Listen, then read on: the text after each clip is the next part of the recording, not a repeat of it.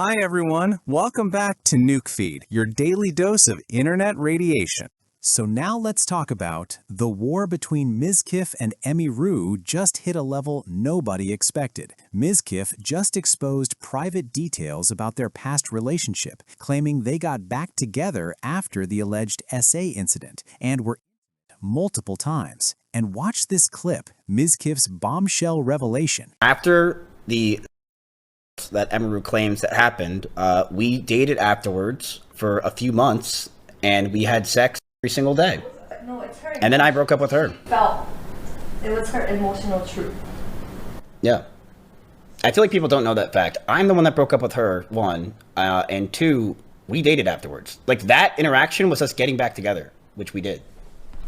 Why didn't you say that until now? I have, brother. No one listens to me. Yes, I've said this already. No, you didn't talk about it. You didn't talk about getting her. I've definitely said that this was not the last time we met and we literally were dating afterwards. You didn't. Yes, I did. I have 100% said that after this incident, me and Emmy dated for months afterwards. I did. The way we ended it was I slept over her house one time and then she wrote down everything on a piece of paper stating what she wanted in the relationship. And she said she wants to marry me, move closer, and be together with me, and start telling all my friends about us. And I told her that I don't want to do that, and I'm done with the relationship. And I gave her back the piece of paper, and the last thing she ever said to me was, "Don't go," as I shut the door. That's it. EMIRU is claiming that this incident happened on October or November. And I don't think people knew or understand that after this claims that people are now realizing wasn't, we got back together right after that. And we dated for months. And we dated up until I broke up with her, which was in late January of 2024. And people want proof that we dated. This is December 30th, 2024. I'm going to bed. Okay, I'm just getting ready. Do you want to sleep together? Yeah, by the way, do you have the save with DCs? Because Cheddar, he is a hero. I have no idea what that means. But it's us literally saying that we're sleeping together. Yes, we broke up January 2025. And in October or November of 2024 is when this incident happened. This is her literally asking if we want to sleep together in 2024. He shared a screenshot showing they reconciled after that timeline. MIZKIF also clarified he was the one who ended things when EMIRU pushed for marriage and wanted him to show her off publicly. He claims she lied in her statement about breaking up with him to make her story more legitimate. The internet is now dissecting every detail. Now this is crazy. Dillon Brooks got himself arrested early Friday morning in Scottsdale, and the body cam footage is everywhere. The officer pulled him over after he swerved out of his lane 6 times. First thing the cop noticed, it smells like a dispensary in your car. And watch this clip.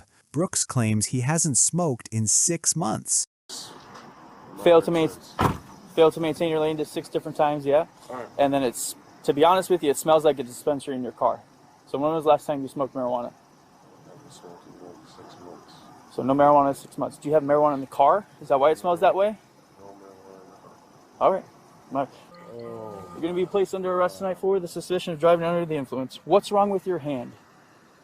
I had surgery on it. Where? Where on your hand? Because I'm about to handcuff your wrist. My knuckle.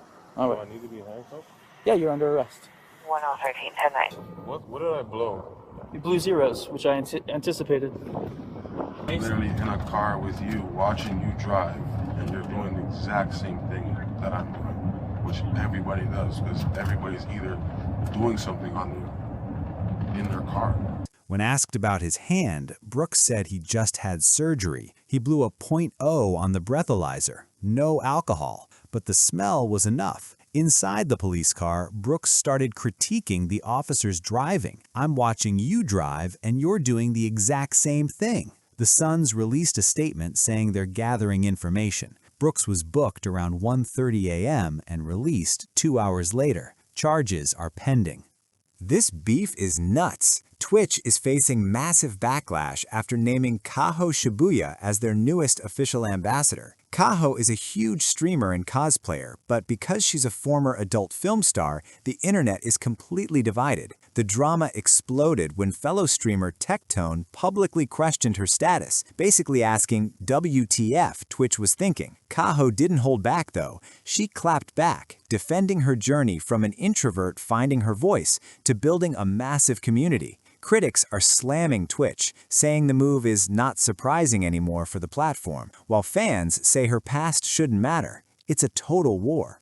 Check this out. Ben Stiller is going head-to-head with the White House after they used a clip from his movie Tropic Thunder in a pro-war video. The 42-second montage mixes real drone footage of U.S. strikes on Iran with scenes from Iron Man, Top Gun, Gladiator, and even Tom Cruise dancing in Tropic Thunder. The caption literally says, "Justice the American way." Stiller fired back on X, telling the White House to remove the clip immediately, saying, "We never gave you permission. War is not a movie." But the White House isn't backing down. They're actually keeping the video up and trolling celebrities who complain, claiming the backlash just brings more attention to the mission. Meanwhile, reports are surfacing that over 1,200 people have been killed in these strikes, making the movie-style edit even more controversial. Ben Stiller is standing his ground, but the White House seems locked in. Now, this is crazy. Antonio Brown is back in the headlines, and this time it's for putting his own baby mama on blast. AB actually posted a screenshot of a private text from Sydney Moreau where she's asking for help with rent, telling him their son Ace is doing good, but she's struggling this month. And guys, AB's response is absolutely unhinged. He told her, "F you, go suck a." He's claiming she's just using their son as a pawn for rent money, while Sydney is firing back, saying he has a legal obligation to help the roof over his son's head. The internet is losing it over this one. Some people are saying child support shouldn't cover the mom's personal rent, but most are calling Brown's response straight up disgusting. With 7 kids and 4 different women, the drama never stops for AB. Now, this is nuts. Bonnie Blue is now on a mission to find out which of the 400+ men got her pregnant. The adult content creator announced she's collecting DNA samples from every participant in her recent breeding mission to determine the father. She previously said, "That's a problem for another day." Well, that day is here. One attendee, Jack White, told Us Weekly, "Is it mine? Could it be mine? I don't know. It's just a waiting game." The internet is now waiting for the results. Now, let's talk about Mr. Beast finally finding his $1 million puzzle winner and firing an employee on the same day. After nearly a month, a guy named Colin Sanders cracked the insane Super Bowl puzzle with Braille, Morse code, and over 50 hidden clues. Mr. Beast called him from a private jet to confirm the win. Watch this clip. Mr. Beast surprises the winner. On the winner. Colin! Is that Jimmy? Is that Mr. Beast? This is the end of the puzzle. You just won $1 million. Oh my goodness.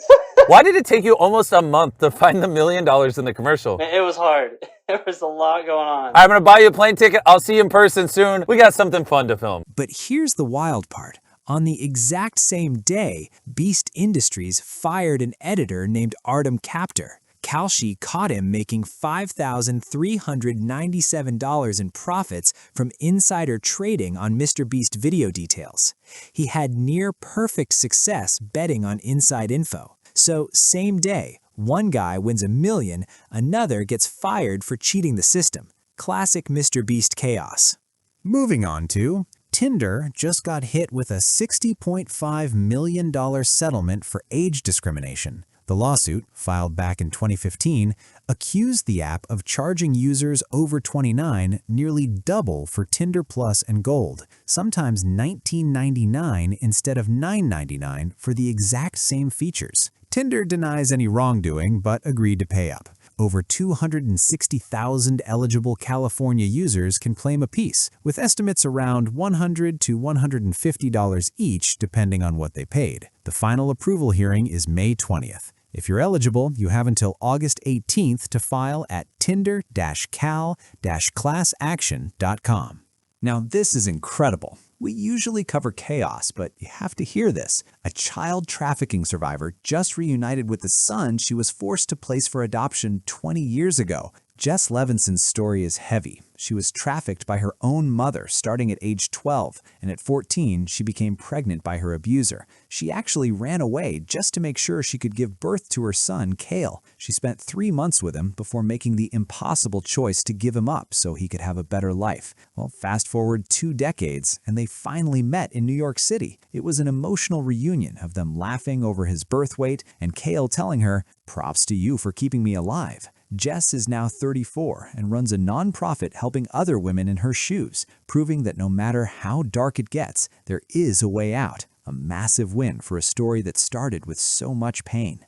This is absolutely heartbreaking. Dr. Stephanie Buttermore, a beloved fitness YouTuber and scientist, has died suddenly at 36. Her fiancé of 10 years, Jeff Nippard, shared the devastating news on Instagram. Buttermore was a former bodybuilder with a PhD in pathology who inspired millions through honest conversations about body image, eating disorder recovery, and her famous all-in journey. The couple had just shared a Valentine's Day photo together weeks ago. No cause of death has been released. The family asks for privacy.